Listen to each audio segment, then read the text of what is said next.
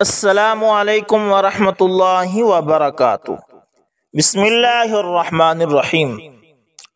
دوستو، ہمارے ایک حافظ قرآن کی بیوی کو گردن توڑ بخار ہو گیا اور وہ میرے وارڈ میں داخل تھی۔ علاج سے کافی افاقہ ہو رہا تھا۔ ایک دن شام کے وقت مجھے وارڈ کی نرس نے ٹیلی فون پر بتایا کہ وہ بی بی اونچے اونچے کلمہ پڑھ رہی ہیں۔ میں گھر سے بھاگا۔ جب وارڈ میں پہنچا تو وہ اللہ کو پیاری ہو چکی تھیں۔ یہ مرحومہ نماز روزے کی پابند اور حافظہ بتائی جاتی تھی۔ ایک نوجوان دل کے مرض میں میرے پاس زیر علاج تھا۔ میں اسے دیکھنے گیا تو وہ ریڈیو پر گانے سننے میں مشغول تھا۔ مجھے پتا تھا کہ اس کا مرض لا علاج ہے۔ میں نے اسے قرآن پاک پڑھنے کی ترغیب دی تو کہنے لگا کہ میں حافظ قرآن ہوں، قرآن بھی پڑھتا ہوں اور گانے بھی سنتا ہوں۔ میں نے پوچھا کہ کون سا کام زیادہ کرتے ہو؟ کہنے لگا گانے کو زیادہ وقت دیتا ہوں۔ جب مر رہا تھا تو منہ سے گانے کی آواز آ رہی تھی۔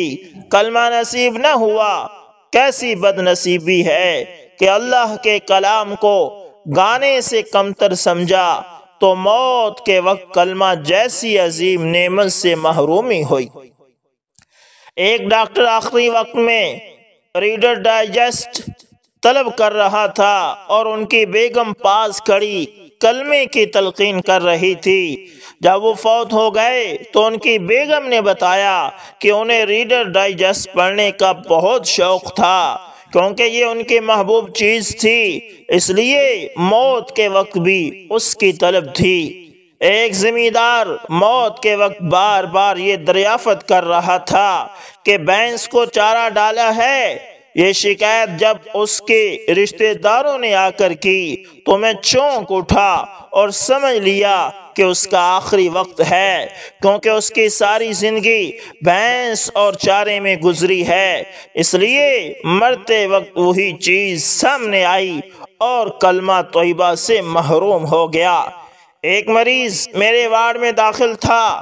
اس کا مرض یکدم شدید ہو گیا۔ میں نے نرس کو ٹیکہ لگانے کو کہا۔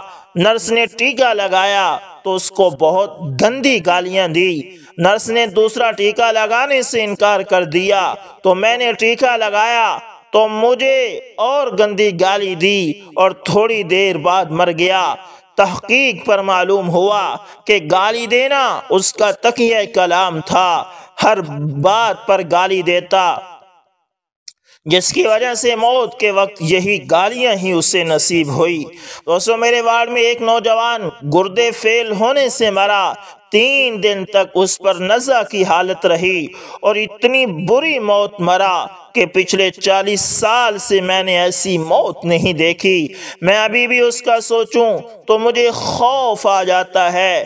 مرنے سے پہلے 2 دن اس کا منہ نیلا ہو جاتا، آنکھیں نکل آتی اور منہ سے دردناک آواز نکلتی جیسے کوئی اس کا گلا دبا رہا ہو۔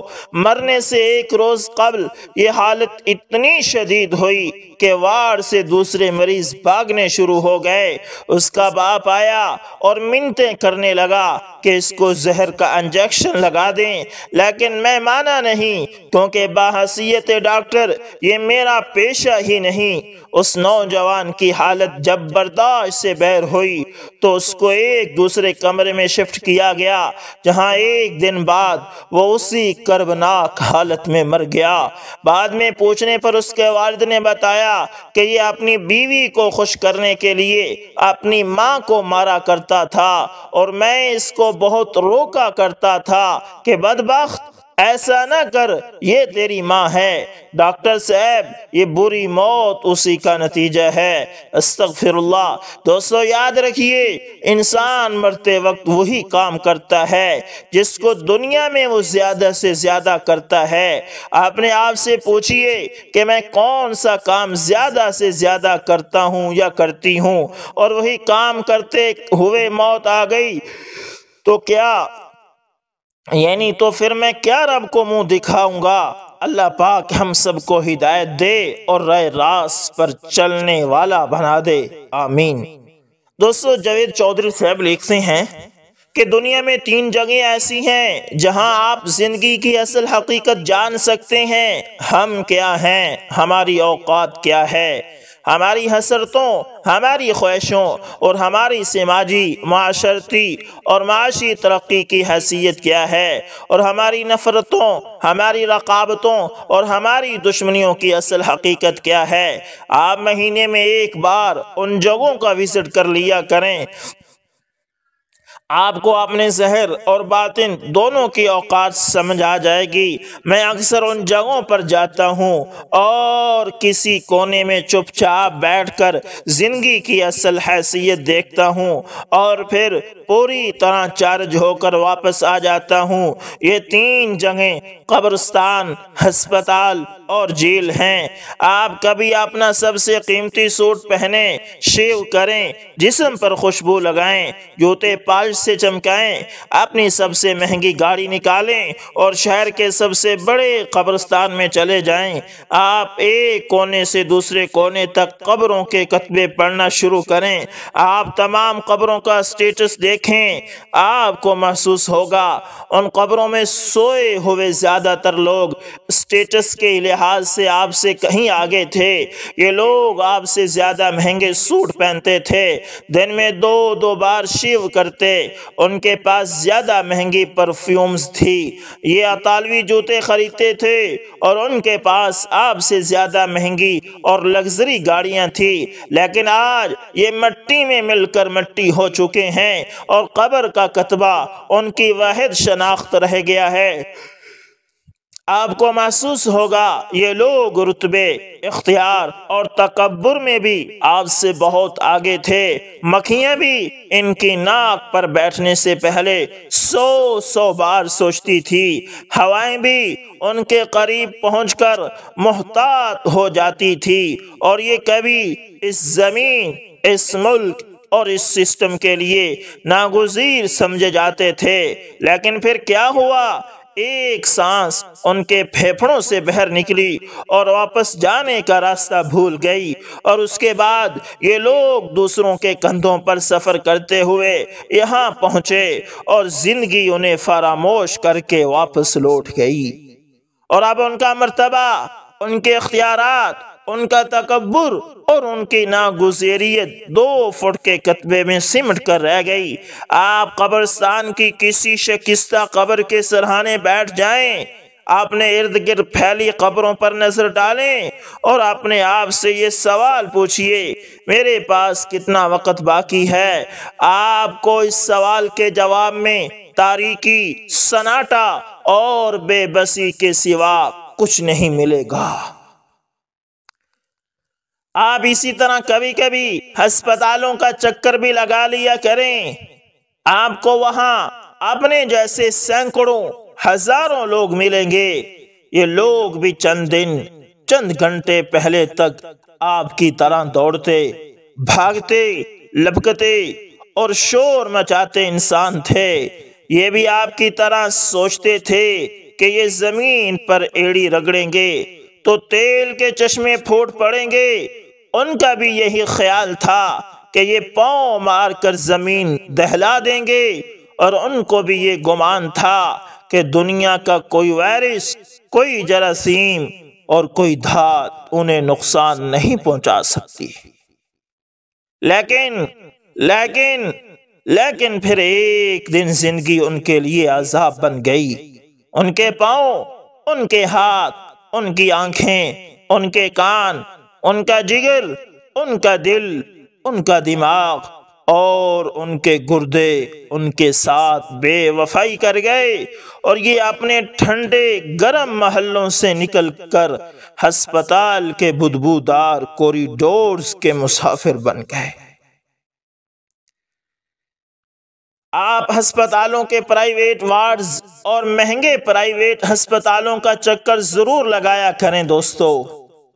آپ کو وہاں وہ لوگ ملیں گے جو مہنگے سے مہنگا ڈاکٹر اور قیمتی سے قیمتی ترین دوا خرید سکتے ہیں، لیکن اس کے باوجود یہ بے بسی کے عالم میں ہسپتالوں میں پڑے ہیں۔ کیوں؟ کیونکہ انسان ڈاکٹر اور دوا تو خرید سکتا ہے، لیکن شفا نہیں خرید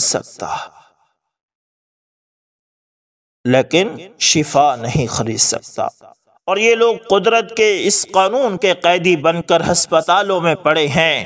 آپ مریضوں کو دیکھیں، پھر اپنے آپ کو دیکھیں، اللہ تعالیٰ کا شکر ادا کریں اور صحت کی اس مہلت کو مثبت طریقے سے استعمال کریں۔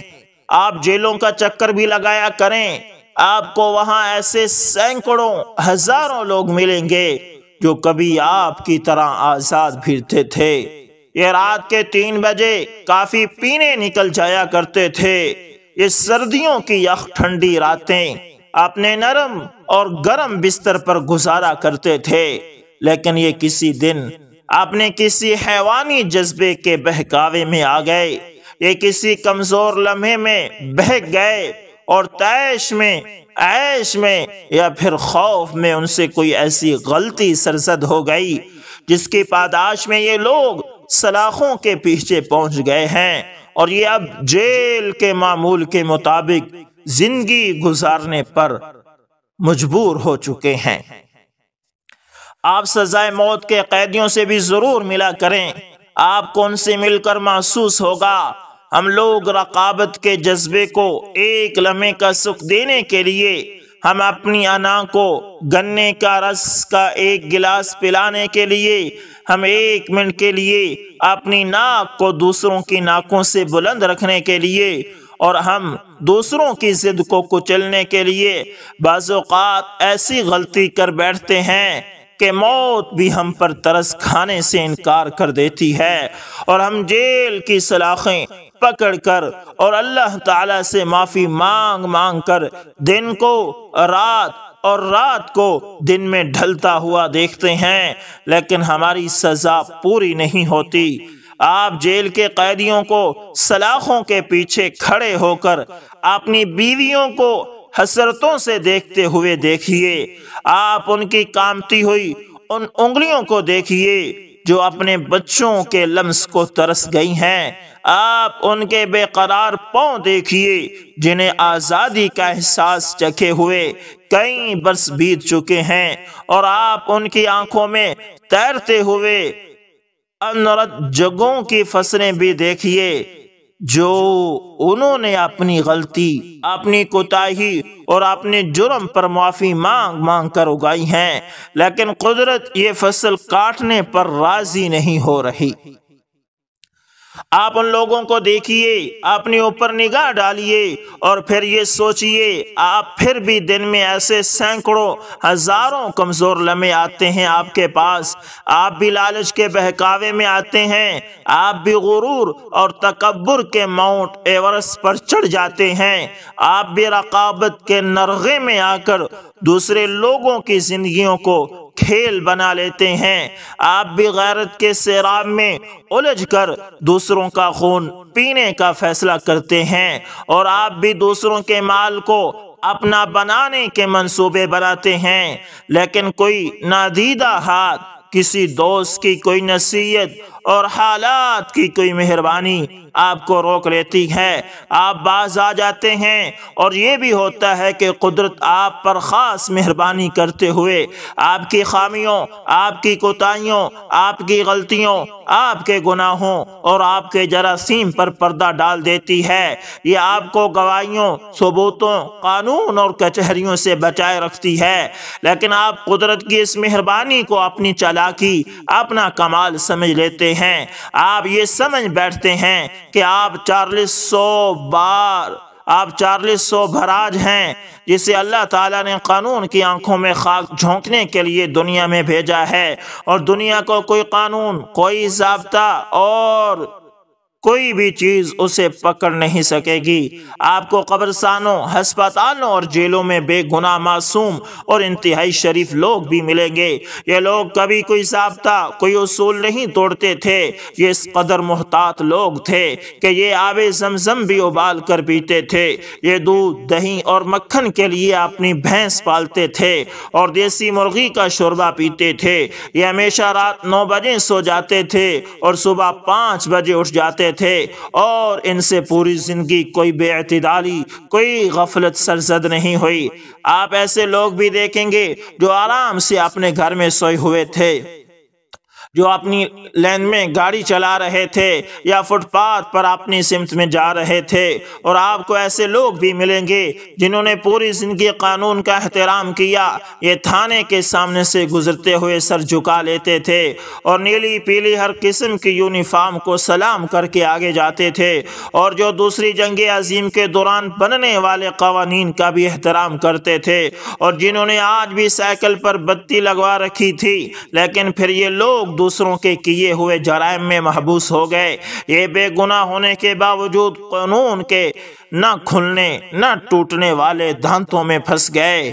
آپ کو ایسے لوگ بھی ملیں گے جو کھیرا کاٹنے سے پہلے اسے ڈیٹول سے دھوتے تھے، لیکن یہ لوگ بھی اسپتال کے مستقل مہمان بن گئے، اور ایسے لوگ بھی جو فٹ پاتھ پر دوسروں کی موت کا نوالہ بن گئے۔ یہ کسی آوارہ گولی کا نشانہ بن گئے یا پھر ان کے سر پر کوئی طیارہ آ کر گر گیا۔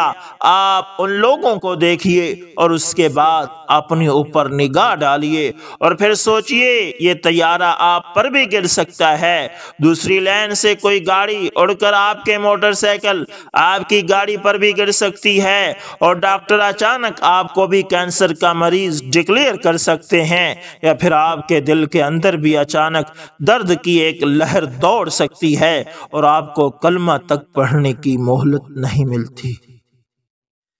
یہ سب کچھ ہمارے ساتھ ہو سکتا ہے، یہ ہم بھی ہو سکتے ہیں، لہذا آئیے اللہ تعالیٰ کا شکر ادا کریے اور اس مہلت اللہ تعالیٰ کی اس مہربانی پر اس کا شکریہ ادا کریے، اور کبھی کبھی جیلوں، ہسپتالوں اور قبرستانوں میں بھی 1 گھنٹہ گزار لیا کریں، کیونکہ یہ 3 ایسی جگہیں ہیں جہاں گئے بغیر ہمیں زندگی کی اصل حقیقت، اپنی اوقات اور اللہ تعالیٰ کی مہربانیوں کا اندازہ نہیں ہو سکتا۔ دوستو امید کرتا ہوں ویڈیو اچھی لگی ہوگی، پسند آئے تو لائک شیئر کومنٹ لازمی کریں۔ دوستو ملتے ہیں کسی نیکسٹ اچھی سی ویڈیو کے اندر، تب تک کے لیے اللہ حافظ۔ جزاک